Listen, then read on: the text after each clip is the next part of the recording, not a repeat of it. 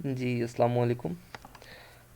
ये हमारी पहली क्लास है और मैं इसको स्टार्ट करता हूँ और मैं कोशिश करूँगा कि जो चीज़ें इम्पोर्टेंट हैं या इसको जितना मैं जामिया ये कहने के एक्सटेंसिव कम्प्रीहेंसिव आपको नॉलेज प्रोवाइड कर पाऊँ इसमें, और इसकी लेंथ जो है कोशिश करूँगा कि मैं कम से कम रखूँ। बट जो इम्पोर्टेंट चीज़ें हैं या जो इम्पोर्टेंट डिस्कशंस होंगी इसके अंदर, इम्पोर्टेंट जो चीज़ें जो आप तक पहुंचनी चाहिए वो पहुंचाने की कोशिश करूंगा। जी, स्टार्ट करते हैं। अच्छा, क्लास नंबर 1 जो है ये रिलेटेड टू इंट्रोडक्शन है कि इसके अंदर हम पढ़ रहे होंगे कि एक्चुअली फॉरेक्स क्या है और फॉरेक्स की जो मार्केट है, अ, इस मार्केट में कौन कौन पार्टिसिपेंट्स हैं और कौन से इंस्ट्रूमेंट्स को हम ट्रेड करते हैं। एंड देन जो ये कंसेप्ट है, ये कंसेप्ट आपका कहाँ से आया, ये फॉरेक्स मार्केट कब आपकी इंट्रोड्यूस हुई, और आपके जो रिटेलर्स हैं, जो हम ट्रेडर्स हैं, वो कब इसके अंदर हमें कब इजाज़त मिल गई इस मार्केट में आने की, और ये सारी चीज़ें और इसके साथ और काफ़ी सारी चीज़ें जो आपको ज़रूरी हैं जानने के लिए, या जो एक ट्रेडर को पता होनी चाहिए फॉरेक्स मार्केट के बारे में, वो इस क्लास में हम कवर करने की कोशिश करेंगे। जी, तो स्टार्ट करते हैं। फॉरेक्स मार्केट, इसको एफएक्स मार्केट भी कहा जाता है और फॉरेन एक्सचेंज मार्केट भी कहा जाता है। अच्छा, फॉरेन एक्सचेंज मार्केट, यहाँ पे थोड़ी इस पे बात करना मैं चाहूँगा कि फॉरेन एक्सचेंज, इसको फॉरेन एक्सचेंज क्यों कहा जाता है। फॉरेन एक्सचेंज कहने का जो इसका कहने के रीज़न है, वो ये है। फॉरेन कह लें कि आप फ़ॉरेन जो है, किसी आउट ऑफ कंट्री, मीन्स कि हम पाकिस्तान में रह रहे हैं तो ये हमारा नेटिव एरिया है। फ़ॉरेन कोई भी पाकिस्तान से बाहर का इलाका, यानी कि foreign out of the country, हमारे नेटिव एरिया से बाहर का जो भी कोई कंट्री होगा या बाहर का कोई भी इलाका होगा तो उसको फ़ॉरेन कह सकते हैं। अच्छा, फ़ॉरेन एक्सचेंज, एक्सचेंज का मतलब है तबादला कर लेना, किसी को कुछ चीज़ दे देना और उसके बदले में कुछ ले लेना, तो फॉरेन एक्सचेंज। फॉरेन दरअसल कह लें कि टर्म्स ऑफ मनी भी इसको लिया जा सकता है, या फॉरेन किसी बाहर के कंट्री को भी कंसिडर किया जा सकता है। लेकिन यहाँ पे फॉरेन एक्सचेंज का मतलब ये है कि बाहर से कोई पैसा या बाहर से कोई चीज़ ले ली जाए एंड देन उसके एक्सचेंज में उसे कुछ दे दिया जाए। अच्छा, ये कंसेप्ट आपको तब भी आगे जाके क्लियर हो जाएगा जब आप कह लें कि इंस्ट्रूमेंट्स के ऊपर आएंगे। अब इंस्ट्रूमेंट्स क्या है, फॉरेक्स के अंदर हम कुछ पेयर्स ट्रेड कर रहे होते हैं जिनको आप ट्रेडिंग इंस्ट्रूमेंट कहते हैं। लेट्स से दैट यहाँ पे मैं आपके सामने लिख रहा हूँ यूरो यूएसडी को। अब इसके अंदर आपका यूरो एक इंडेक्स है जिसको आप बेस करेंसी भी कह सकते हैं, और साथ में आपके पास यूएसडी है जो कि एन अदर इंडेक्स है। एक और कह लें कि पेयर है, जिन दो इंस्ट्रूमेंट्स को मिलाकर आपका एक ट्रेडिंग पेयर बना है, आपका एक ट्रेडिंग इंस्ट्रूमेंट बना है, जिसको आप यूरो यूएसडी कहेंगे। अच्छा, यहाँ से आप कह लें कि फॉरेन एक्सचेंज का आपको कंसेप्ट क्लियर होगा। अब यूरो जो है यूरोपियन ममालिक की करेंसी है, और यूनाइटेड स्टेट्स जो है यूएसडी जो है यूनाइटेड स्टेट्स डॉलर, ये दूसरे ममालिक की करेंसी है, दूसरे कंट्री की करेंसी है, तो मतलब दूसरे स्टेट्स की करेंसी है। तो दो करेंसीज को एक्सचेंज किया जा रहा होता है। एक्चुअली जब भी हम किसी चीज़ को बाय या किसी चीज़ को सेल करते हैं, लेट्स से दैट कि मैं ये कहूँ कि मैंने यूरो यूएसडी को बाय किया है, इसका मतलब ये है कि मैंने यूरो को बाय किया है और यूएसडी को सेल किया है। ठीक है, तो एक्चुअली फॉरेन एक्सचेंज का जो कंसेप्ट है कि यूरो को किसी चीज़ का तबादला कर लिया जाए, तो इसके अंदर आपको ये चीज़ क्लियर हो जाएगी कि यूरो यूएसडी की अगर मैं बात करूं, मैं वर्बली अगर आपको कहूं मुंह ज़बानी, या सिर्फ कह लें कि ज़बानी तौर पे आपको ये कहूं कि मैंने यूरो यूएसडी को बाय किया है, इसका मतलब ये है कि मैंने यूरो को बाय किया है एंड यूएसडी को सेल किया है। Actually at the back and पे मैं ये कहना चाह रहा हूँ कि यूरो को बाय किया एंड यूएसडी को सेल। तो यहाँ पे फॉरेन एक्सचेंज का कंसेप्ट आ गया कि मैंने यूरो को ख़रीद लिया है और यूएसडी को बेच दिया है, यानी एक चीज़ ले ली है और एक चीज़ दे दी है। फॉरेन एक्सचेंज यानी कि कोई करेंसीज को तबादला कर लिया गया। तो यही कंसेप्ट आता है इसमें फॉरेन एक्सचेंज को, एफएक्स मार्केट को फॉरेन एक्सचेंज इसलिए आप कह रहे होते हैं कि किसी करेंसी को किसी और करेंसी के बदले में ख़रीद लिया जाता है या बेच दिया जाता है। अच्छा, एक और टर्म यहाँ पे आपको क्लियर करना चाहूँगा कि यूरो जो है इसके अंदर बेस करेंसी है और यूएसडी जो है इसके अंदर कोड करेंसी है। ठीक है, बेस करेंसी और कोड करेंसी का आपको यहाँ पे कंसेप्ट क्लियर हो जाएगा। ये जस्ट कह लें कि थ्योरी के रिलेटेड बात है कि इसको आप बेस करेंसी कहेंगे और इसको आप कोड करेंसी कहेंगे। ठीक है, ये आपकी कोड करेंसी कहलाई जाएगी। यूएसडी आपकी कोड करेंसी एंड यूरो आपकी बेस करेंसी। यहाँ से आपको फॉरेन एक्सचेंज का कंसेप्ट होप सो क्लियर हो गया होगा। नेक्स्ट मूव आउट होते हैं तो डिसेंट्रलाइज्ड मार्केट। एक्चुअली ये आपकी, यहाँ पे मैंने आपके लिए एक पॉइंट लिखा है डिसेंट्रलाइज्ड मार्केट। यहाँ पे आपको डिसेंट्रलाइज्ड और सेंट्रलाइज्ड का जो कंसेप्ट है मैं क्लियर करने की कोशिश करूँगा। अच्छा, आप कंसीडर करें कि कोई एक बिजनेस है जो कि विद इन द रूम, एक रूम के अंदर आपका ट्रेड हो रहा है, या आप एक रूम के अंदर, या आप एक कह लें कि शॉपिंग मॉल कंसिडर कर लें या कोई भी बिज़नेस कंसिडर कर लें, तो with in certain specified area, एक मखसूस जगह में एक रूम के अंदर या एक बिल्डिंग के अंदर वो ट्रेड हो रहा है और जो भी ख़रीदो फरोख्त उसमें हो रही है या जो भी उसमें अंदर काम हो रहा है वो एक रूम में हो रहा है, एक स्पेसिफाइड एरिया है, एक मखसूस इलाका है, उधर हो रहा है। तो इसको मैं ये कहूँगा ये आपका सेंट्रलाइज्ड बिजनेस है, ये आपका सेंट्रलाइज्ड बिजनेस है। सेंट्रलाइज्ड का कंसेप्ट आपके पास ये हो गया।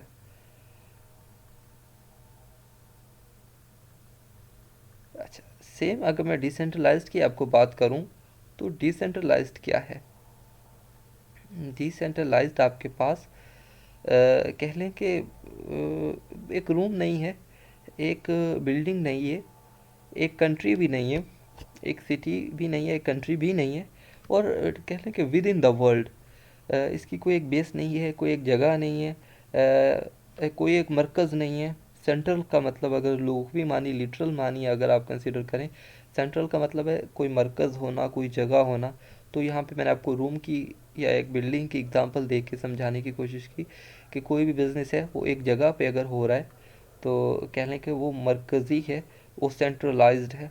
और डिसेंट्रलाइज्ड जो कि कोई एक जगह पे नहीं हो रहा है, उसकी कोई एक कंट्री मखसूस नहीं है, एक्चुअली वो पूरी ग्लोब में, अक्रॉस द ग्लोब, ख़िता अर्ज़ पे किसी भी जगह से वो हो सकता है। तो उसको तब मैं कहूँगा कि that business is decentralized business, या वो कारोबार जो है वो डिसेंट्रलाइज्ड है। अच्छा, डिसेंट्रलाइज्ड मार्केट मैंने यहाँ पे आपके लिए राइट किया फॉरेक्स के इंट्रो में कि डिसेंट्रलाइज्ड कि ये एक गैर मरकज़ी, कि कहीं से भी पाकिस्तान के लोग भी बैठे इसको ट्रेड कर रहे हैं, इंडिया से भी इसको ट्रेड किया जा रहा है, सेम यूरोपियन ममालिक में भी इसको ट्रेड किया, अमेरिकन कॉन्टिनेंट में भी इसको ट्रेड किया जा रहा है, और नीचे आपका ऑस्ट्रेलिया हो गया तो वहाँ से भी इसको ट्रेड किया, अक्रॉस द ग्लोब कि पूरी दुनिया में जो भी कंट्रीज़ आते हैं वो इसको ट्रेड कर रहे हैं, तो इसलिए इसको डिसेंट्रलाइज्ड आप कहेंगे। नेक्स्ट मूव आउट होते हैं तो आगे चलते हैं तो आपको पता चलता है कि ये the most liquid market. Liquid का आपका क्या कंसेप्ट है? वैसे तो लिक्विड कहेंगे कोई भी चीज़ जो बह जाए साइंस के लिहाज से, लेकिन अगर फाइनेंस में या फॉरेक्स मार्केट में अगर लिक्विड की बात करें तो आपको लिक्विड का कंसेप्ट ये आपको माइंड में रहना चाहिए कि कोई भी ऐसी मंडी या कोई भी ऐसी मार्केट जहाँ पे बहुत ज़्यादा आपके बायर्स और सेलर्स मौजूद हैं, और कोई भी आप किसी भी किस्म का कोई ऑक्शन प्रोसेस करना चाहते हैं। ऑक्शन प्रोसेस क्या होता है? ऑक्शन प्रोसेस आपका क्या होता है? ऑक्शन प्रोसेस ये होता है कि कोई भी किसी भी किस्म की कोई बोली लगाई जाए और वो आपकी चीज़ या वो आपकी प्रॉपर्टी या वो आपकी कमोडिटी या वो आपकी कोई भी अशिया जो आप बेचना चाह रहे हैं, ऑक्शन प्रोसेस, वो आपकी फ़ौरन बिक जाए, तो इस मंडी को या उस मार्केट को या उस कह लें कि कंसेप्ट को आप कहेंगे लिक्विडिटी, या लिक्विड का कंसेप्ट, मोस्ट लिक्विड मार्केट आप उसे कह लेंगे, या लिक्विड मार्केट। तो इस चीज़ के लिए द मोस्ट लिक्विड मार्केट अगर बात करें तो वो आपके पास फॉरेक्स मार्केट है। मोस्ट लिक्विड मार्केट की अगर बात करें तो वो आपके पास forex market. And major market इसको क्यों कहा जा रहा है? मेजर मार्केट इसको इसलिए कहा जा रहा है कि इसका जो डेली टर्नओवर है वो आपका 2015-2014 की रिसर्च के मुताबिक, जो कि स्विस बैंक्स की तरफ से हुई, तो वो आपका 6.6 ट्रिलियन डॉलर्स है। इसका डेली का जो टर्नओवर है वो आपका ये है। खैर मेरा जो माउस है वो थोड़ा सा स्लिप कर रहा है, तो इसका 6.6 ट्रिलियन डॉलर्स आपका डेली टर्नओवर है, जो कि 2015-2016 की आपकी रिसर्च है। खैर अभी इसका टर्नओवर में भी इंक्रीज हो गया हो, लेकिन 2015-2016 की रिसर्च के मुताबिक इसका जो टर्नओवर है वो आपका 6.6 ट्रिलियन डॉलर। और मेजर मार्केट इसको इसलिए भी कहा जा रहा है कि 6.6 ट्रिलियन डॉलर इसका डेली टर्नओवर है, कि डेली जो इसके अंदर मनी फ्लो हो रहा है, या डेली जो इसके अंदर वॉल्यूम ट्रेड हो रहा है, या कह लें कि डेली जो इसके अंदर बाइंग एंड सेलिंग हो रही है, वो अगर उसको कलेक्टिवली उसको कलेक्ट कर लिया जाए तो उसका जो वो बनता है, उसका जो जमा बनेगा, उसका जो सम बनेगा वो 6.6 ट्रिलियन डॉलर बनेगा। और इसको मेजर मार्केट इसलिए भी कहा जा रहा है कि अगर तमाम मार्केट्स को, तमाम स्टॉक एक्सचेंजेस को, तमाम इक्विटी मार्केट, तमाम आपकी आईक्यू ऑप्शन बाइनरी, इन सबको मिला लिया जाए, इन तमाम मार्केट्स को मिला लिया जाए, देन भी उनका जो कलेक्टिव वॉल्यूम कह लें तो वो फॉरेक्स के नज़दीक तरीन भी नहीं आता है, या कह लें कि वो फॉरेक्स मार्केट के नज़दीक का वॉल्यूम भी नहीं बनता है। तो इसलिए भी इसको जो है मेजर मार्केट आपका कहा जाता है। तो नेक्स्ट अगर मूव आउट हम करते हैं तो इसमें मैंने आपके लिए इंक्लूड किया है कि एक्चुअली कोई भी आपकी मार्केट है, कोई भी आपका बिजनेस है, तो उसके कुछ ना कोई लोग जो हैं उसके पार्टिसिपेंट्स होते हैं।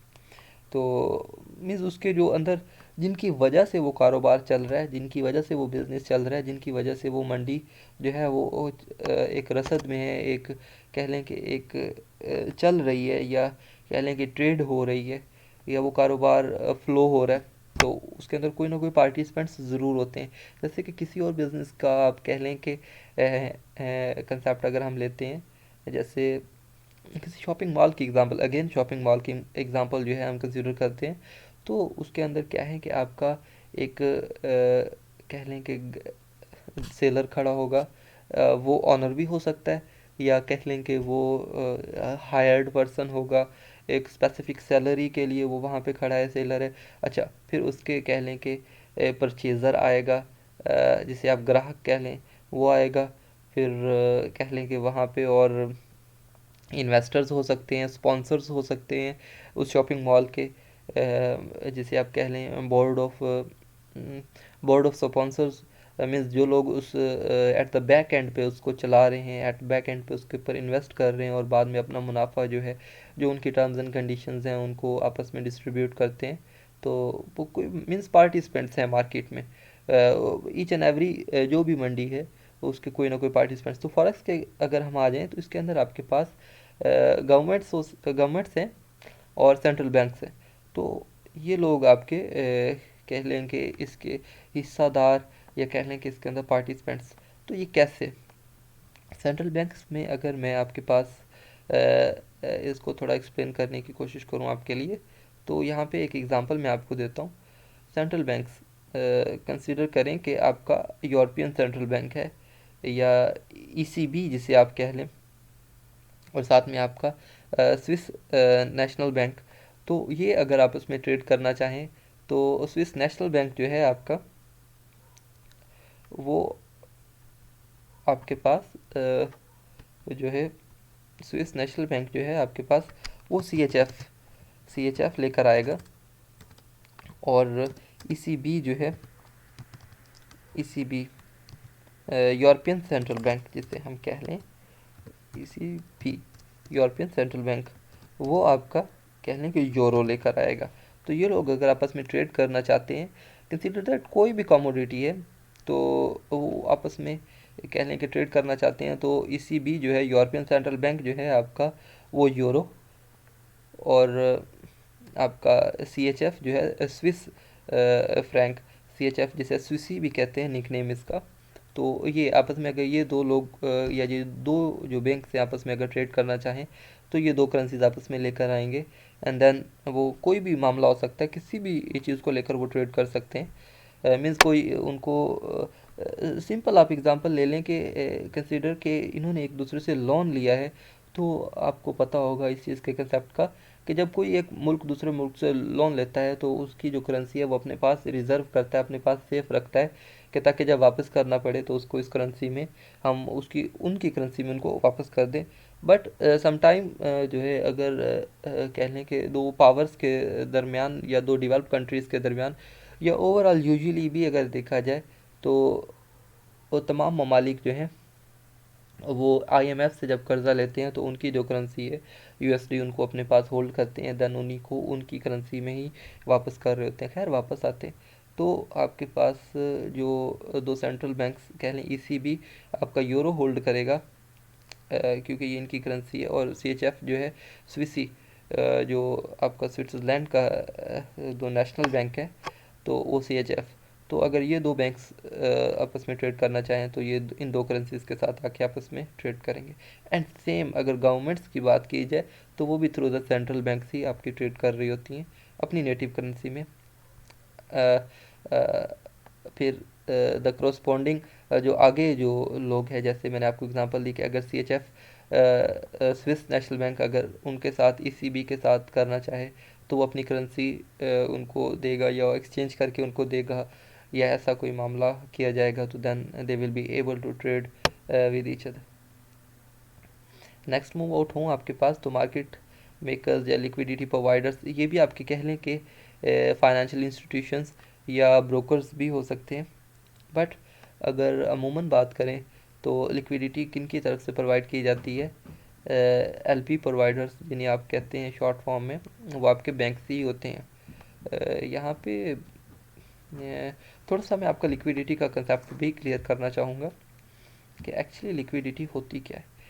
अगर कंसिडर करें आपकी जो प्राइस है, जो रेफरेंस लाइन है वो यहाँ पर चल रही है, तो ये कैसे मुमकिन हो जाता है कि अगर मैं यहाँ से पेंडिंग ऑर्डर लेना चाहूँ किसी प्राइस पे या यहाँ से किसी प्राइस पे पेंडिंग ऑर्डर लेना चाहूँ या यहाँ से किसी प्राइस पे पेंडिंग ऑर्डर लेना चाहूँ या यहाँ किसी भी जगह से, मीन्स प्राइस तो हमारी यहाँ पे चल रही है, रेफरेंस लाइन तो हमारी ये है, तो अगर मैं यहाँ ऊपर या इस प्राइस से कहीं नीचे से अगर अपना पेंडिंग ऑर्डर, तो ये कैसे मुझे जो है पिक आउट हो जाता है। एक्चुअली एक ऑर्डर फिल करवाने के लिए तो आपके पास एक बायर होना चाहिए, एक सेलर होना चाहिए,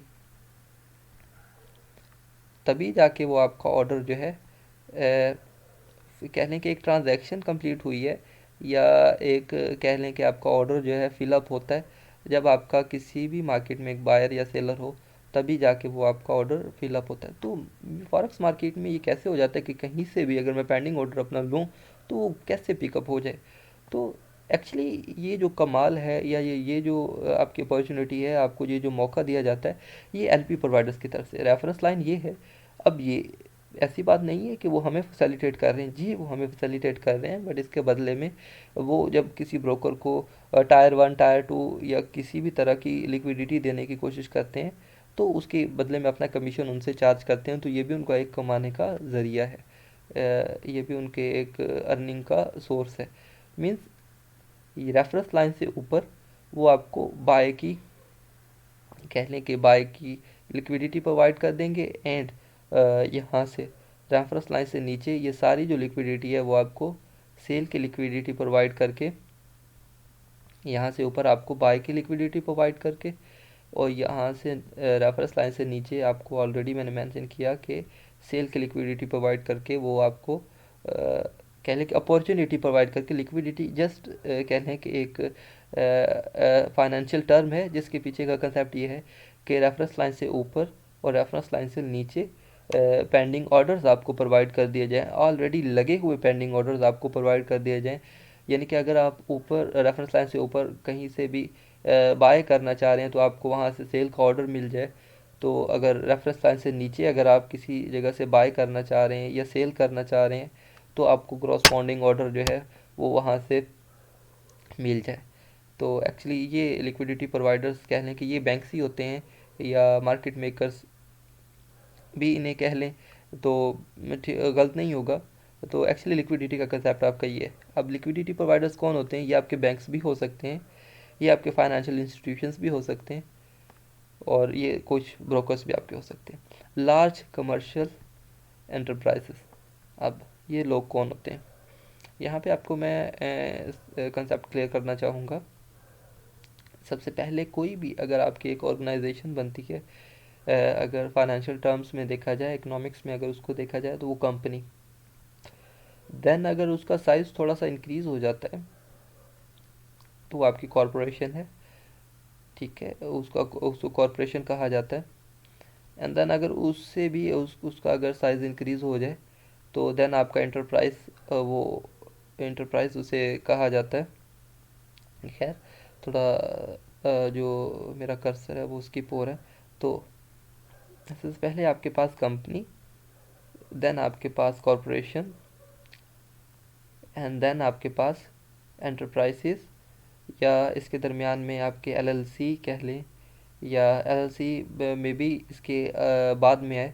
बट ये आपका सीक्वेंस होता है, ये आपका कह लें कि एक इंस्टीट्यूशन का सीक्वेंस बनता है कि जैसे जैसे उसका नेम या उसमें इन्वेस्टेड अमाउंट कह लें, या उसका फंड जो कह लें वो इंक्रीज़ होता जाए, तो वैसे वैसे उसका जो नेम है या उसकी जो कंपनी नेम है वो इंक्रीज़ होता जाता है।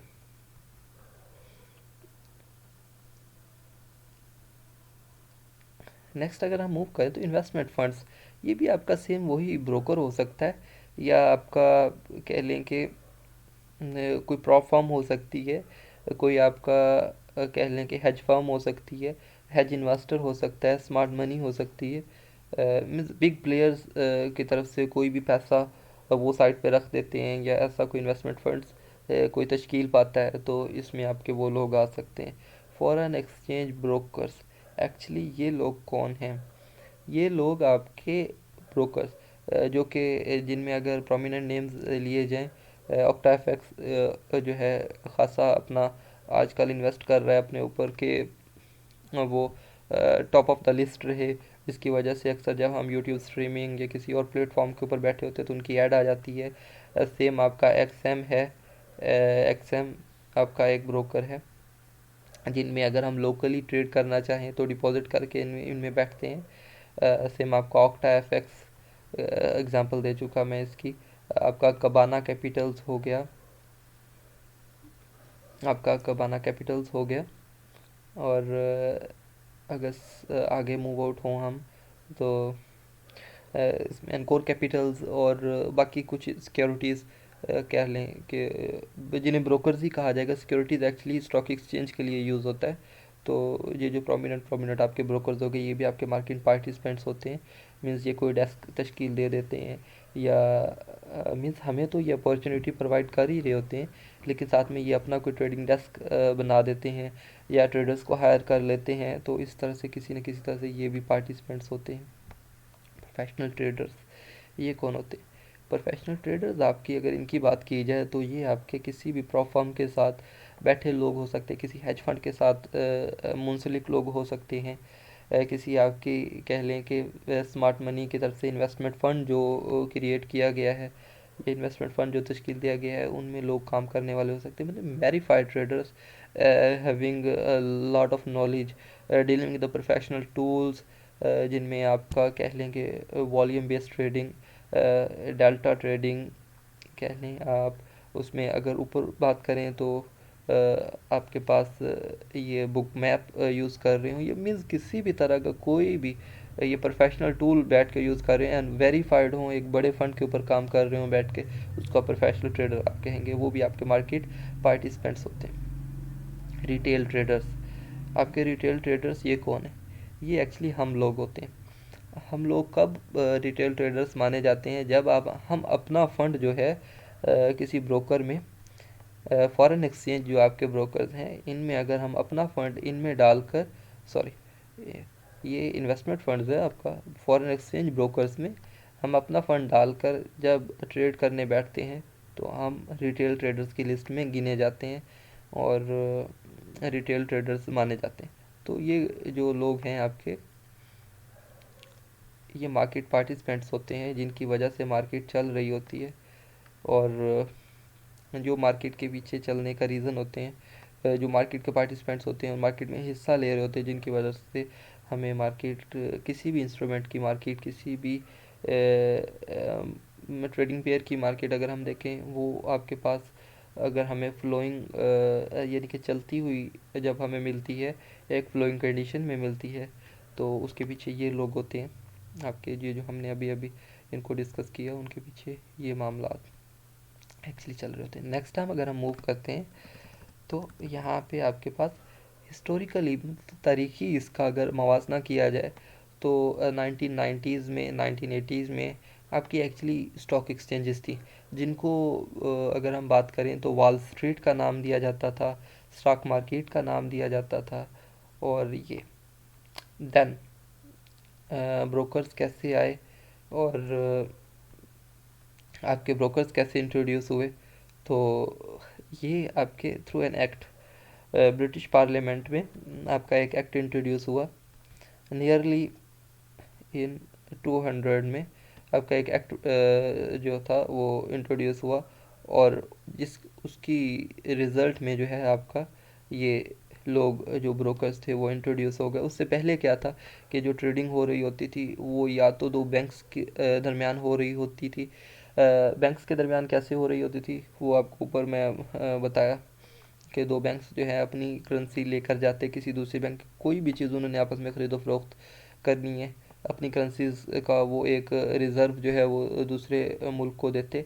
एंड देन हो सकता है वो एक दूसरे से लोन ले रहे हों या किसी चीज़ की तिजारत कर रहे हैं, इंपोर्ट एक्सपोर्ट में आप कंसिडर कर लें, इंपोर्ट एक्सपोर्ट की अगर आप एग्जांपल ले लें, तो इस तरह से कह लें कि दो ममालिक या दो बैंक्स के दरमियान में सिर्फ हो पा रही होती थी।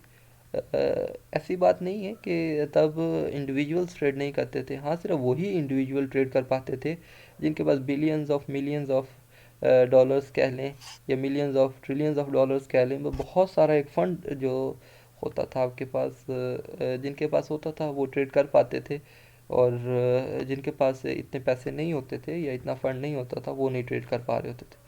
तो देन एक्चुअली यहाँ पर जो 2000 में आपका जो एक एक्ट जब मार्केट में आता है, ब्रिटिश पार्लियामेंट में जब एक एक्ट इंट्रोड्यूस होता है और वो पास हो जाता है, देन ब्रोकर्स जो हैं, मिडल मैन जिसे कह लें आप, वो इंट्रोड्यूस जब होते हैं, तो देन रिटेलर्स में हम लोग जो हैं वो भी मार्केट में भागीदार या कह लें हिस्सेदार बन जाते हैं, और हम लोगों को भी ये ताकत या कह लें कि ये अपॉर्चुनिटी मिलती है कि हम भी जाके ट्रेड कर पाएँ। और हम कैसे भी ट्रेड कर पाते हैं एक छोटे से अमाउंट के साथ, तो यहाँ पे एक कंसेप्ट मेरे माइंड में आ रहा है जो मैं आपका क्लियर करना चाहूँगा। लेट्स से दैट कि हम छोटी से छोटी अमाउंट कह लें कि अगर हम किसी ब्रोकर में डिपॉजिट करना चाहें $10, तो हम वो कर सकते हैं। अब कह लें कि पहले मैं बात कर रहा हूँ आपको कि millions of trillions of fund चाहिए है आपको अगर आप ट्रेड करना चाहते हैं, और देन मैं आपको कह रहा हूँ कि आप $10 से, या अगर आप $5 से भी, कुछ ब्रोकर्स आपको कह लें कि ये सहूलत प्रोवाइड करते हैं कि आप ट्रेड कर पाएँ, बट कह लें कि देन रिस्क एंड रिवार्ड, और रिवार्ड जो है वो बहुत ही कह लें कि कम रह जाता है आपके पास। But just for the sake of example कि आप $5 $10 से भी इसमें ट्रेड कर सकते हैं, और ज़्यादा से ज़्यादा आप जितना इसमें डिपॉजिट करना चाहें तो आप ब्रोकर्स के साथ बैठकर वो अपना कर सकते हैं। लेट्स से $1,000 $10,000 जितना भी आप मर्जी चाहें आप कर सकते हैं। तो एक्चुअली मैं ये नहीं कहना चाहता हूँ, मैं एक्चुअली यहाँ से आपका एक कंसेप्ट यहाँ से एक क्लियर करना चाहता हूँ कि पहले पहल तो जो है आपके जो ट्रेडर्स होते थे वो मिलियंस ऑफ डॉलर्स कह लें कि उनके पास हैं, देन वो ट्रेड का, तो अब $5 से $10 कैसे ट्रेड, मार्केट वही है, सारे मामलात वही हैं, देन ये कैसे।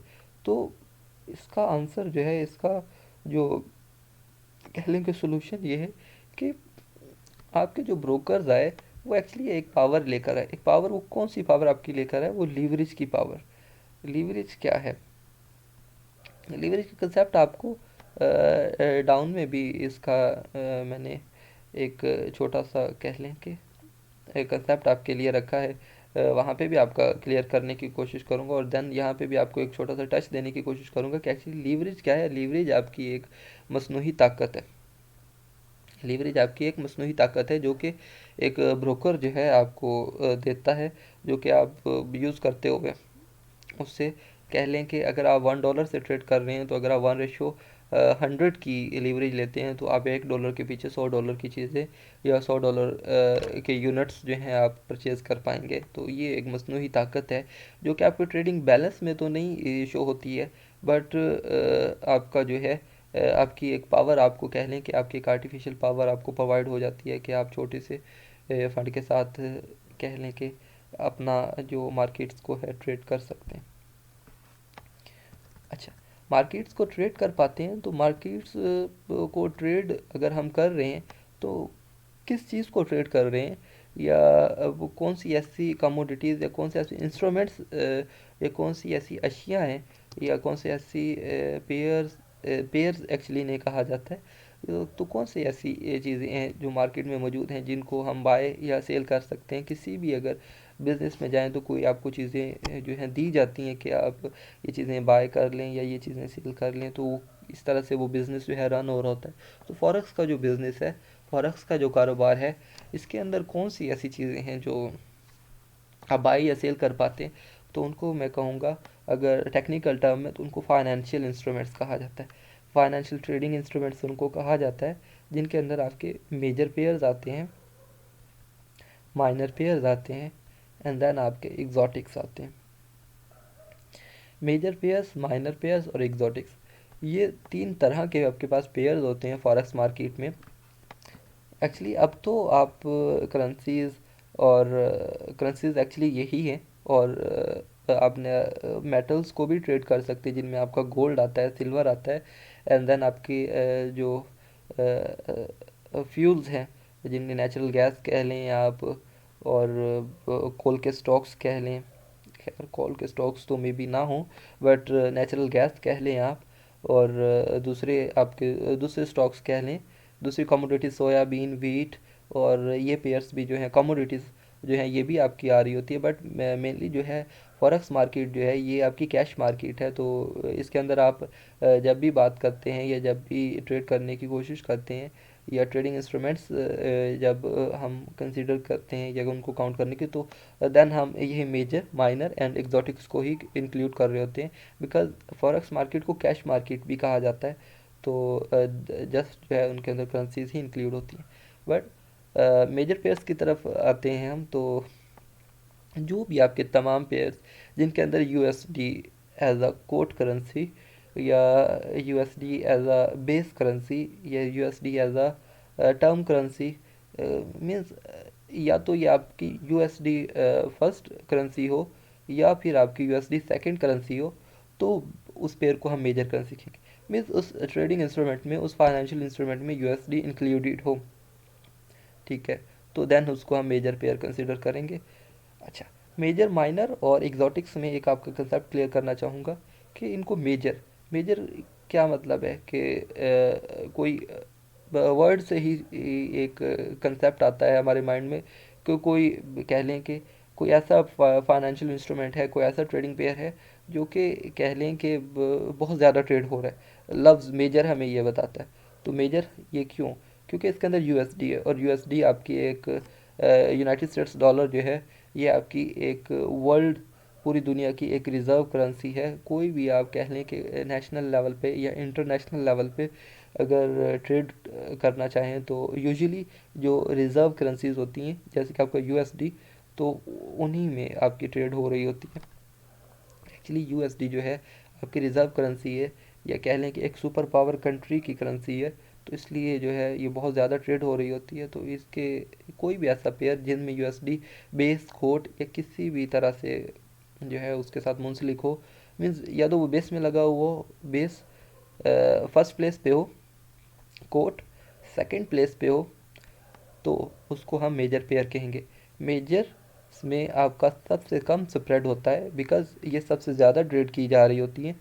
फिर दूसरी जगह पे अगर हम आ जाएं, तो माइनर्स में मेजर से थोड़ा सा कह लें कि ज़्यादा स्प्रेड होता है, क्योंकि ये डेवलपिंग कंट्रीज़ की करेंसी कह लें, या डेवलपिंग कंट्रीज़ की करेंसी इन कंबाइंड या combined with the developed currency, जिनमें आपका यूएसडी आ जाता है, या मेनली अगर बात करें तो जेपीवाई, जीबीपी, यूरो, इन तीन करेंसीज के साथ किसी भी डेवलपिंग कंट्री की करेंसी को अगर मिला के ट्रेड किया जाए, या कह लें कि मिला के एक फाइनेंशियल इंस्ट्रूमेंट बना लिया जाए, तो देन उसको माइनर कहेंगे।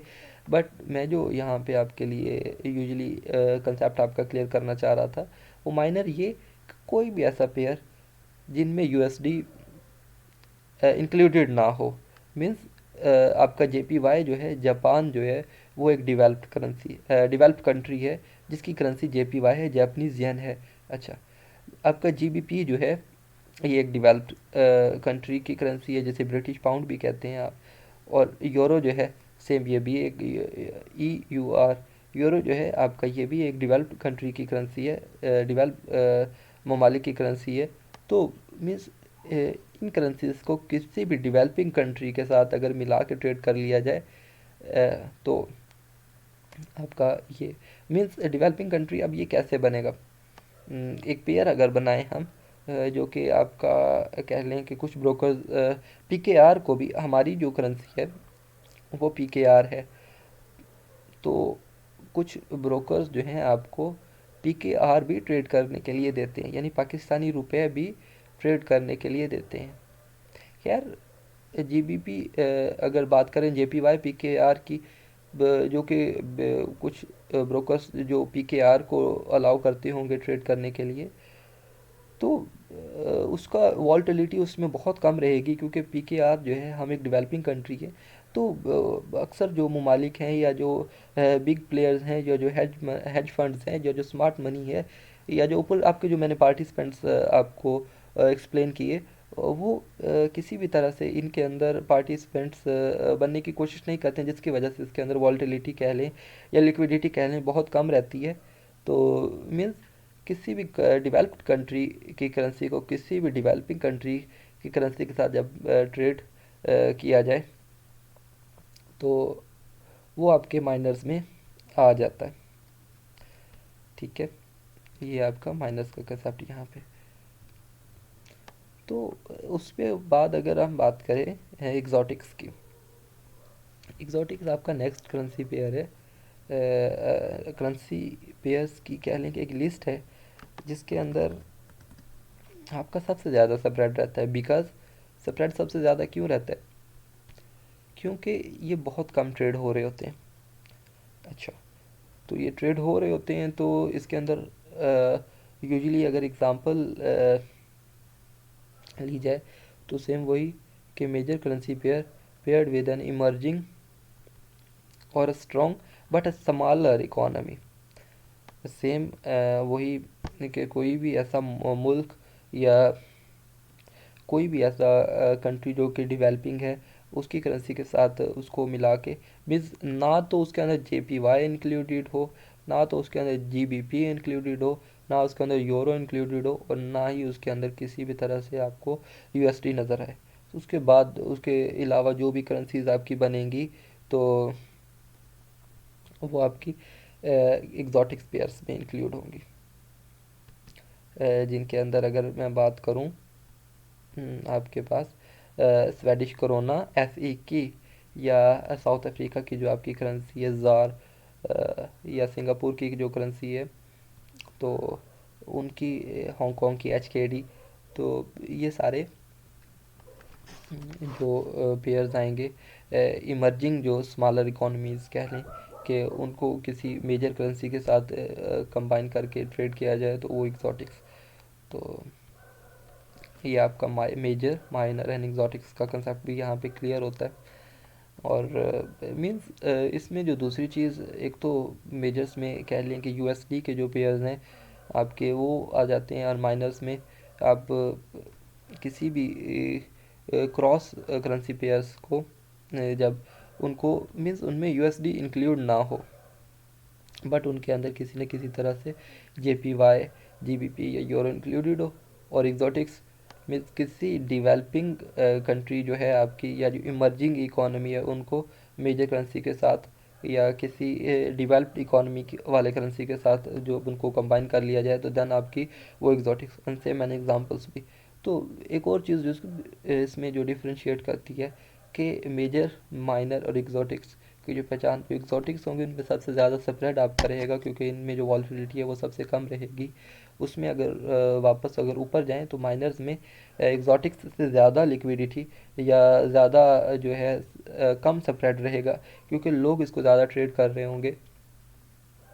और आपके जो मेजर हैं वो उसमें सबसे ज़्यादा कम स्प्रेड और सबसे ज़्यादा वॉल्टिलिटी रहेगी।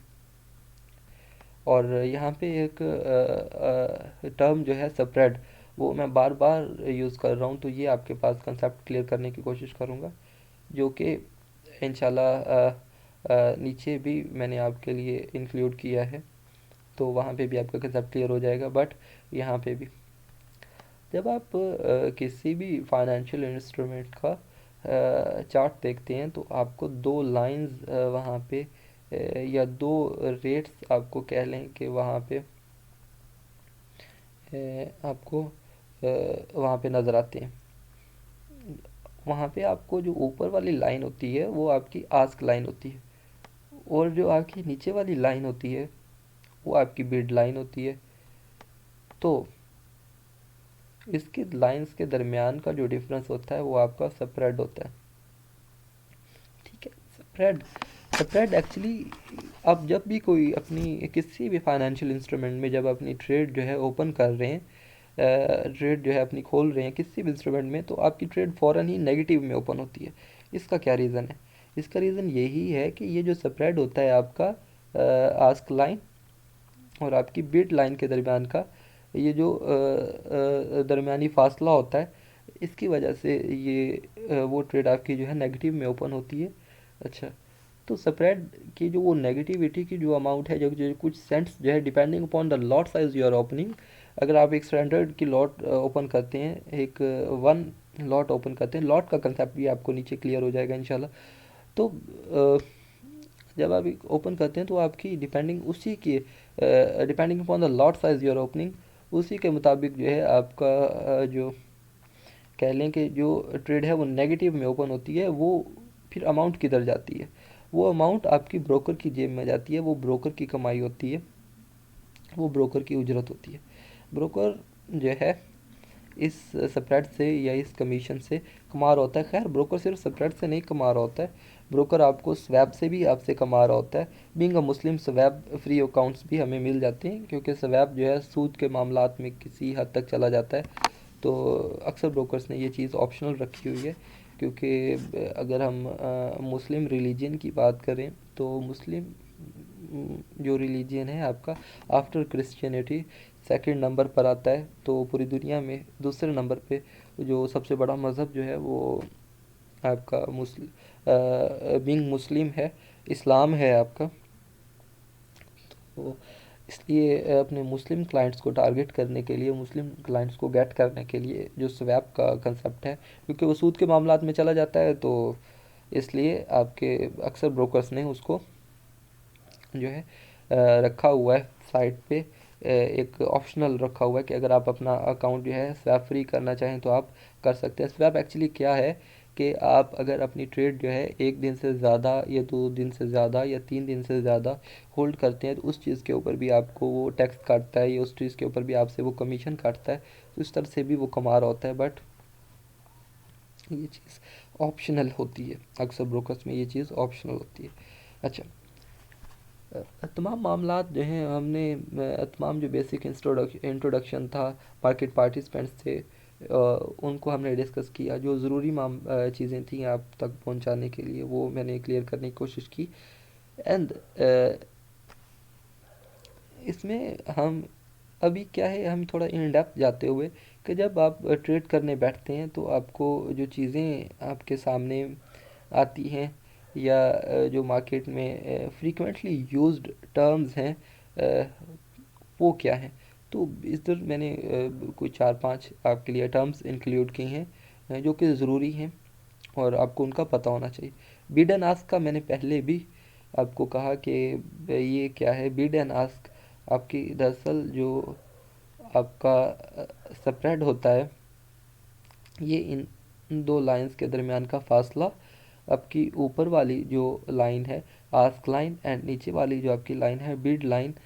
तो इसको आप आस्क प्राइस भी कह सकते हैं, इसको आप बिड प्राइस भी कह सकते हैं।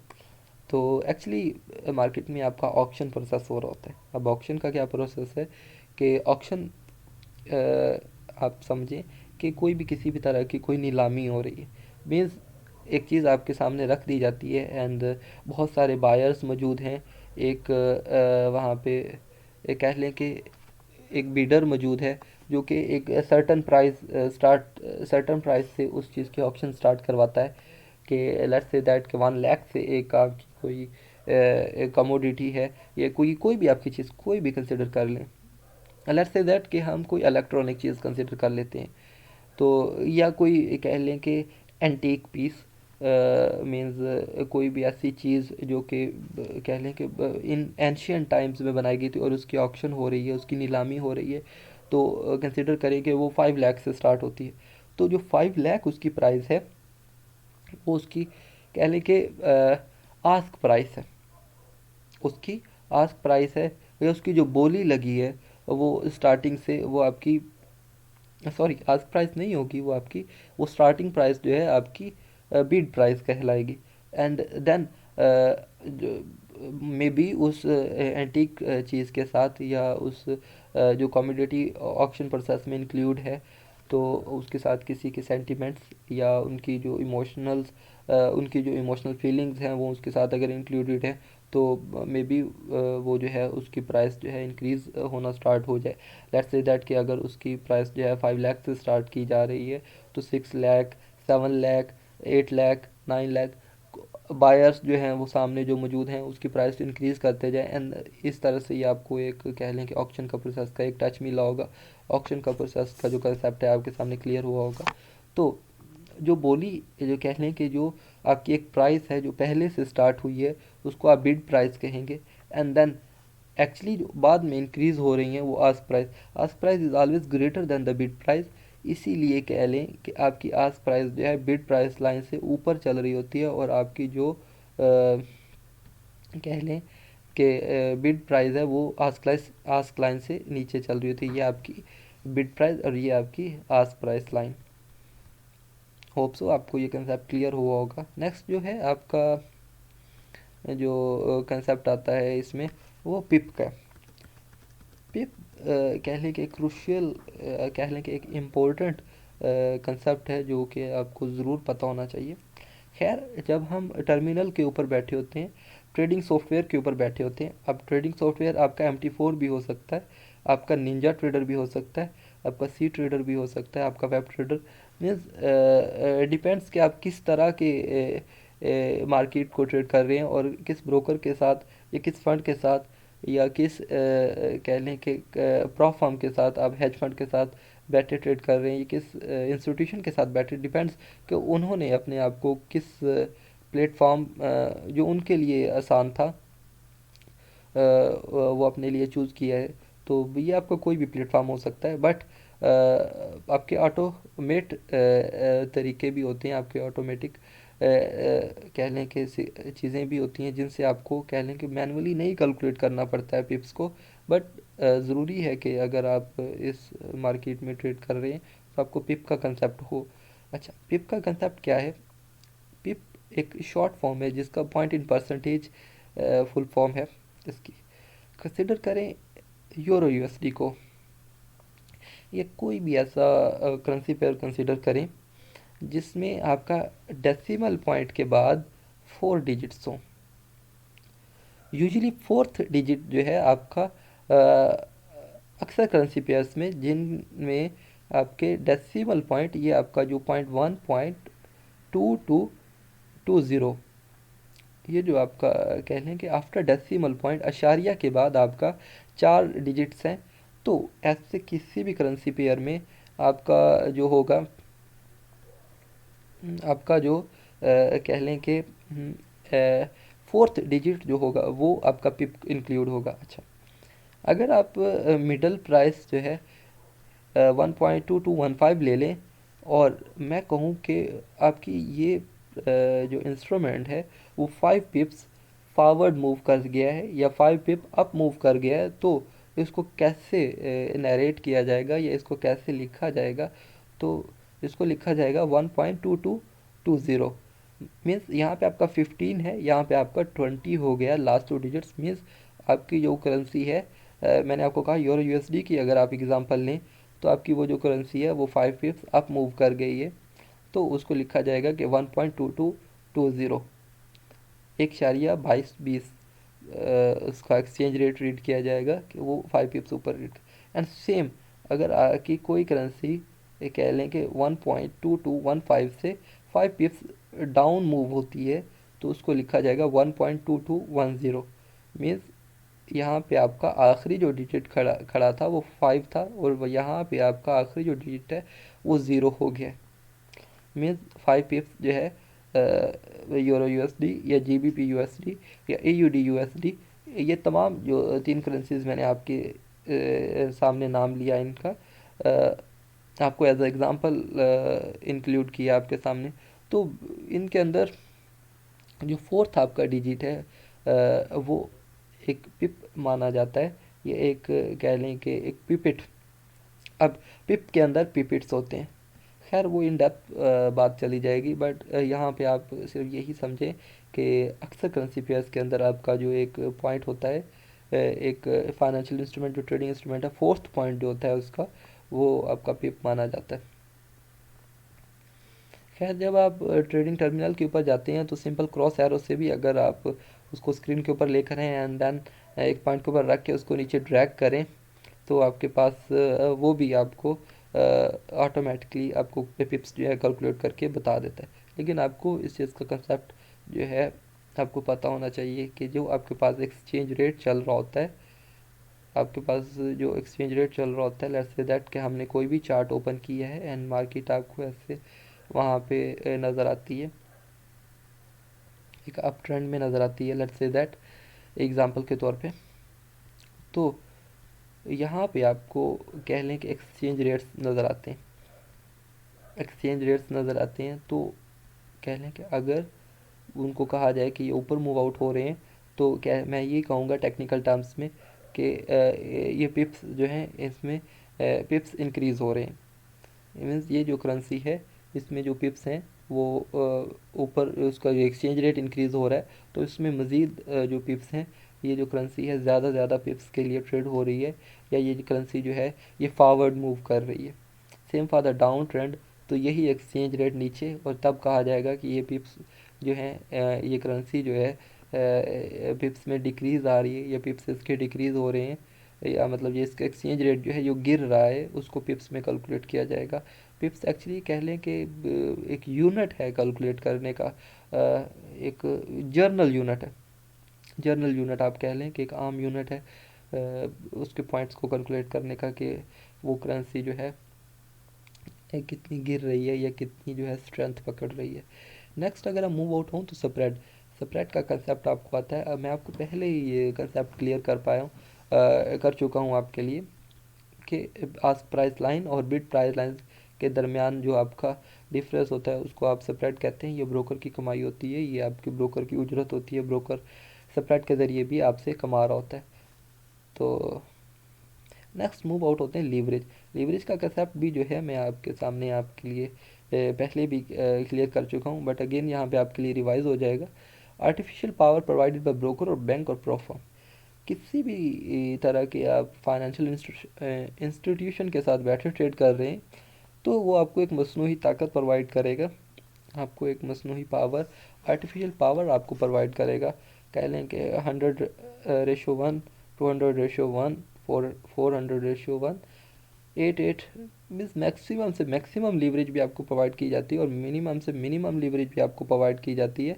इवन कि आपको 1:10 की लीवरेज से स्टार्ट लेते हुए, एक्चुअली 1:1 की लीवरेज से स्टार्ट लेते हुए आपको मैक्सिमम लीवरेज 1:888, 888 या 1:1000 तक भी आपको कुछ ब्रोकर्स या कुछ इंस्टीट्यूशंस जो हैं आपको लीवरेज प्रोवाइड करते हैं। मीन्स एक्चुअली ब्रोकर का क्या कमाल था जब वो उनको एक एक्ट के ज़रिए, जो कि हिस्टोरिकल पॉइंट ऑफ व्यू में हमने ये चीज़ डिस्कस की कि एक्चुअली क्या ब्रोकर का कमाल था कि वो आया और उसको एक एक्ट के ज़रिए मंजूरी दे दी गई, एक मिडल मैन को एक्सेप्ट कर लिया गया। तो ब्रोकर्स ने जो चीज़ लेकर आए थे वो एक्चुअली लीवरेज ही थी, एक मसनूई ताकत ही थी, जिससे एक कॉमन मैन कह लें कि मार्केट में ट्रेड करने के काबिल हो गया, या जो कह लें कि वो एबल हो गया इस चीज़ के कि वो मार्केट में ट्रेड कर पाए। तो एक्चुअली लीवरेज ही थी। लीवरेज में इसको थोड़ा और एलाबोरेट मैं आपके लिए करूं तो लीवरेज क्या है। अगर आप $1 है आपका अकाउंट बैलेंस, और आपको अगर लीवरेज दी गई है 1:10 की, आपने एक्सेप्ट की है 1:10 की लीवरेज, तो इसका मतलब ये है कि $1 के पीछे आप जो है $10 की चीज़ें जो हैं परचेज़ कर पाएंगे। अब ये चीज़ें क्या हैं या इनका यूनिट्स क्या है, आप जैसे कोई भी चीज़ परचेज़ करने जाते हैं तो अब एक पार्टिकुलर यूनिट अगले बंदे को या नेक्स्ट जो आपका पर्सन है उसको आप पार्टिकुलर यूनिट आप उसको बता रहे होते हैं कि ये यूनिट मीन्स कह लें कि आप कोई वेजिटेबल जब मार्केट में परचेज़ करने जाते हैं तो आप उसको जो है किलो का कंसेप्ट देते हैं। आपका वो जर्नल एक यूनिट है किलो। आप एग्स परचेज़ करने जाते हैं तो डज़न का कंसेप्ट मीन्स एक डज़न के अंदर 12 यूनिट्स आपके आते हैं। तो ये यूनिट्स जो हैं ये आपके लॉट साइज में इंक्लूड होंगे, बट अभी के लिए मैं इसको चीज़ ये कह लें कि एक फॉर्मल वर्ड ही इसके लिए यूज़ करूँगा कि 1:10 की जब आपको लीवरेज दी जा रही है तो इसका मतलब ये है कि $1 के पीछे आप, अगर आप $1 आपका ट्रेडिंग बैलेंस है तो आप $10 की जो चीज़ें हैं वो परचेज़ कर सकते हैं, या जो $10 का जो है आप किसी फाइनेंशियल इंस्ट्रूमेंट में आप बैठे हैं, let's say that euro USD में आप बैठे हैं, तो आप यूरो यूएसडी के 10 यूनिट्स बाय या 10 यूनिट्स सेल कर सकते हैं। खैर ये 10 यूनिट्स की अगर बात की जाए तो just for the sake of example है, एक्चुअली ये बहुत ही स्मॉल लॉट साइज़ हो जाएगी, या कह लें कि 10 यूनिट्स तक जब आप आते हैं तो मे बी आपको सेंट अकाउंट ओपन करना पड़े। बट नेक्स्ट लॉट साइज़ के कंसेप्ट के ऊपर जब हम आते हैं तो एक्चुअली ये वो यूनिट है, ये वो जर्नल कह लें कि यूनिट है, जब जब आप किसी करेंसी को बाय या सेल करते हैं तो आप एक प्रॉपर लॉट साइज़ के साथ, आप एक प्रॉपर जो है टर्म के साथ, आप एक प्रॉपर यूनिट के साथ उसको बाय या सेल कर रहे होते हैं। यहाँ आपके पास फॉरेक्स मार्केट में अगर बात करें तो आपके 3 तरह की आपको लॉट साइजेस आपके पास होती हैं। Micro lot size, micro lot size के अंदर अगर बात करें तो आपके पास 1000 यूनिट्स इंक्लूडेड होते हैं। 1000 यूनिट्स जो हैं आपके पास इंक्लूडेड होते हैं। और अगर आप मिनी लॉट की बात करें तो आपके पास 10,000 जो है यूनिट्स इंक्लूडेड होते हैं। और स्टैंडर्ड लॉट की अगर आप बात करें तो आपके पास 1 लाख यूनिट्स हैं इनके अंदर इंक्लूड होते हैं, 1 लाख यूनिट्स। तो लॉट साइजेस का आपका ये कंसेप्ट हो गया। ज़रूरी नहीं है कि आप ओनली इन 3 लॉट साइजेस के साथ ही मार्केट में इंटर हों। ये डिपेंड करता है कि आप मनी मैनेजमेंट करते वक्त आपका लॉट साइज़ क्या आता है, जो कि हम मनी मैनेजमेंट में रीड करेंगे कि आप लॉट साइज़ को कैसे मैनुअली या ऑन ऑटोमेटिक शीट या एक्सेल की शीट जिसे मैं कह लूँ कि आपको जो प्रोवाइड की जाएगी, तो वहाँ पे कैसे लॉट साइज इंक्लूड होता है। बट यहाँ पे सिर्फ आपको यही कंसेप्ट दूंगा कि 0.01 की अगर लॉट है तो उसको आप माइक्रो लॉट कहेंगे, उसके अंदर आपके 1000 यूनिट्स होते हैं। एंड 1 मिनी लॉट की अगर बात की जाए तो उसको 0.1 की लॉट कहते हैं, और उसके अंदर आपके 10,000 जो हैं आपके उसके अंदर यूनिट्स होते हैं। स्टैंडर्ड लॉट की बात की जाए तो उसके अंदर 1 लाख यूनिट्स आपके पास होते हैं। ज़रूरी नहीं है कि इन्हीं 3 लॉट्स के साथ आप इंक्लूड हो, आप 0.02 की लॉट से भी इंटर हो सकते हैं, आप 0.03 की लॉट के साथ भी इंटर हो सकते हैं। एंड सेम इसको डाउन तक लेते हैं तो आपको 0.04 की लॉट के साथ, 0.05 की लॉट के साथ, बस इसको ये कहेंगे देन कि अगर आप 0.01 की लॉट के साथ इंटर हो रहे हैं तो एक माइक्रो लॉट है, और अगर आप 0.02 की लॉट के साथ इंटर हो रहे हैं तो इसको अगर टेक्निकल टर्म्स में मैं किसी को बताऊंगा तो मैं ये कहूँगा कि मैं 2 माइक्रो लॉट के साथ मार्केट में इंटर हुआ हूँ। और जब मैं ये यूज़ करता हूँ लॉट 0.03, तो देन मैं ये कहूँगा कि मैं 3 माइक्रो लॉट्स के साथ मार्केट में इंटर हुआ हूँ। एंड सेम 0.1 के लॉट के साथ अगर मैं मार्केट में इंटर होता हूँ तो मैं कहूँगा कि मैं एक मिनी लॉट के साथ मार्केट में इंटर हुआ हूँ। एंड 0.2 की लॉट के साथ जब मैं मार्केट में इंटर होता हूँ तो मैं ये कहूँगा कि मैं 2 मिनी लॉट्स के साथ मार्केट में इंटर हूँ, यानी कि मैंने 20,000 यूनिट्स जो हैं बाय या सेल किए हैं। किसी भी डायरेक्शन में बैठ सकता हूँ ना, बाय में भी बैठ सकता हूँ, सेल में भी। तो एक्चुअली यहाँ पे लॉट साइज़ का कंसेप्ट मैं आपको क्लियर करने की कोशिश कर रहा हूँ। और 1 स्टैंडर्ड लॉट अगर आप चार्ज करते हैं, 1 स्टैंडर्ड लॉट के साथ अगर आप बाय या सेल के डायरेक्शन में बैठते हैं, किसी भी करेंसी को लॉन्ग यानी कि बाय करते हैं या शॉर्ट या सेल करते हैं, शॉर्ट मीन्स सेल ही कहते हैं टेक्निकल टर्म्स में, सेल करते हैं, तो उसको कह लें कि 1 स्टैंडर्ड लॉट के साथ इसका मतलब ये कि आपने उस चीज़, उस करेंसी, उस कमोडिटी, उस ट्रेडिंग पेयर, उस फाइनेंशियल इंस्ट्रूमेंट के लिए जो है आपने 1 लाख यूनिट्स जो हैं उसके ख़रीदे या बेची हैं। नेक्स्ट अगर हम मूव आउट होते हैं आपके पास तो आपको कंसेप्ट आता है ऑर्डर्स का। 4 टाइप्स के आपके पास ऑर्डर्स होते हैं। अच्छा, 4 टाइप के ऑर्डर्स आपके पास कौन से होते हैं? 2 ऑर्डर्स आपके लिमिट ऑर्डर्स होते हैं, मीन्स आप लिमिट ऑर्डर लगा के मार्केट में इंटर हो सकते हैं, बाय लिमिट और सेल लिमिट। ये हो गए आपके 2, ये हो गए। और फिर आपके 2 स्टॉप ऑर्डर्स होते हैं, 2 आपके स्टॉप ऑर्डर्स होते हैं, 2 स्टॉप ऑर्डर। अच्छा, बाय स्टॉप ऑर्डर और सेल स्टॉप ऑर्डर, मीन्स 2 आपके लिमिट ऑर्डर हो गए, 2 आपके सेल स्टॉप।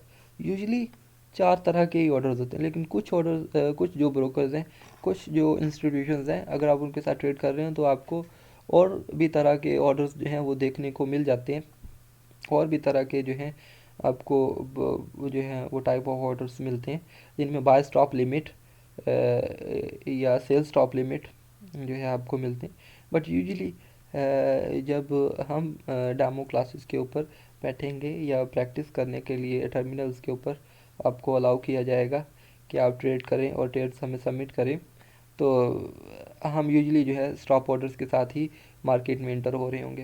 लेकिन यहाँ पे आपका कंसेप्ट जो है लिमिट ऑर्डर्स का मैं क्लियर करना चाहूँगा कि लिमिट ऑर्डर जब आप लगाते हैं तो एक्चुअली आपके एट द बैक एंड पे आपके माइंड में क्या चल रहा होता है या आप कैसे एंट्री करना चाह रहे हैं। लिमिट ऑर्डर को समझने के लिए बाय ऑर्डर को समझने के लिए एक्चुअली बाय लिमिट को समझने के लिए एक्चुअली आपके लिए आपको एक रेफरेंस प्राइस जो है वो कंसिडर करनी होगी। कंसिडर करें कि आपकी मार्केट कुछ ऐसे चल रही है एंड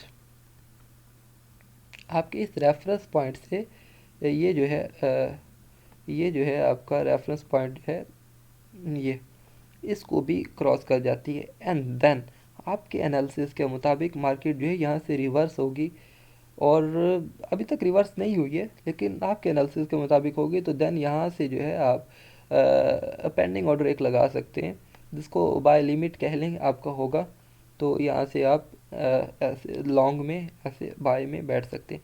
एंड सेम अगर सेल लिमिट की आपको कंसेप्ट क्लियर किया जाए तो मार्केट सेम आपको एक रेफरेंस जो है पॉइंट कंसीडर करना पड़ेगा, एक रेफरेंस पॉइंट जहाँ से एक्चुअली आप चाहते हैं कि आप यहाँ से सेल में बैठें। तो आपकी प्राइस यूँ जा रही है, कह लें कि एक ट्रेंड में है, या कह लें कि रेंज करते हुए, या एक जस्ट वीक ट्रेंड में है, या बट मूविंग अपवर्ड, कह लें कि ऊपर की जानिब हॉकिश है, बुलिश ट्रेंड चल पड़ा तो है। बट आपके एनालिसिस के मुताबिक प्राइस जो है यहाँ से ड्रॉप होगी, तो आप देन यहाँ पे सेल लिमिट ऑर्डर अपना लगा सकते हैं एंड देन से आपका सेल जैसे ही उस प्राइस को अप्रोच करेगी आपका, तो आपका वो सेल लिमिट ऑर्डर जो है हिट होगा, एंड देन आपके एनालिसिस अगर ठीक है तो वो हो जाएगा।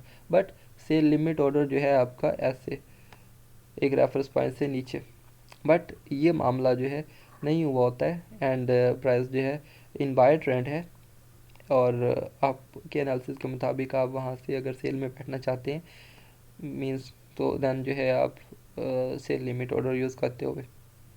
बट हम जो है यूजुअली बाय स्टॉप और सेल स्टॉप से ही इंटर होंगे मार्केट में, कि अगर आप बाय में बैठना चाह रहे हैं तो यहाँ पे आप इस प्राइस लाइन से अगर आप बाय में बैठना चाह रहे हैं तो यहाँ पे आप बाय स्टॉप ऑर्डर यानी कि पेंडिंग ऑर्डर लगा सकते हैं, एंड प्राइस अगर डाउन आ रही है तो वहाँ से जो है ये आपकी रेफरेंस लाइन है, अगर यहाँ से आप अगर इसको सेल करना चाह रहे हैं मीन्स आपकी प्राइस यहाँ पे कहीं फिर रही है इस पॉइंट के ऊपर, और आपके एनालिसिस के मुताबिक प्राइस यहाँ तक पहुँचेगी इस आपके एरिया तक, तो आप अगर यहाँ पे जो पेंडिंग ऑर्डर लगाएंगे वो आपका सेल स्टॉप का ऑर्डर होगा, एंड सेम आपकी प्राइस जो है इस जगह पर कहीं पे घूम रही है, इस जगह पे कहीं पे चल रही है, और अगर आप pending order direct buy order pending order लगाना चाह रहे हैं मार्केट में तो वो आप इस जगह पे लगाएंगे। बट ये जो डायरेक्शन है, ये जो मूवमेंट है अभी मार्केट में नहीं हुई है। ये जो कह लें कि सेल के लिए जो आप ऑर्डर लगाना चाह रहे हैं ये यहाँ तक जो है आपकी मूवमेंट नहीं हुई है, आप सिर्फ यहाँ पे हैं, मीन्स रेफरेंस पॉइंट ये है आपका, आप मार्केट जो है यहाँ पे चल रही है, और यहाँ पे अगर आप डायरेक्ट एक पेंडिंग ऑर्डर ओपन करना चाहते हैं कि आपके एनालिसिस के मुताबिक अगर यहाँ पे कहीं जो है अगर आपकी प्राइस पहुँचती है तो आप सेल में इंटर हो जाएं तो आप सेल स्टॉप ऑर्डर लेंगे, एंड सेम आपकी प्राइस जो है यहाँ पे चल रही है और ये मूवमेंट अभी नहीं हुई है, बट आप चाहते हैं कि अगर यहाँ पे आपकी प्राइस पहुँचे तो आप यहाँ पे बाय स्टॉप का ऑर्डर जो है लगा सकते हैं, और जैसे ही आपकी प्राइस यहाँ पे पहुँचेगी तो आपका वो ऑर्डर जो है वो पिक हो जाएगा और आप मार्केट में इंटर हो जाएंगे, आप भी मार्केट के एक पार्टिसिपेंट बन जाएंगे। 4 टाइप्स जो आपके ऑर्डर्स थे वो यहाँ पे मैंने क्लियर किए, एंड इसी के साथ जो है हमारी ये क्लास जो है फर्स्ट क्लास जो है हमारी एंड होती है। जो ज़रूरी चीज़ें थी आप तक मैंने पहुंचाने की कोशिश की, आपके तमाम तर जो कंसेप्ट है वो क्लियर करने की कोशिश की। मज़ीद भी अगर आपके कोई क्वेश्चंस बनते हैं तो आप कर सकते हैं।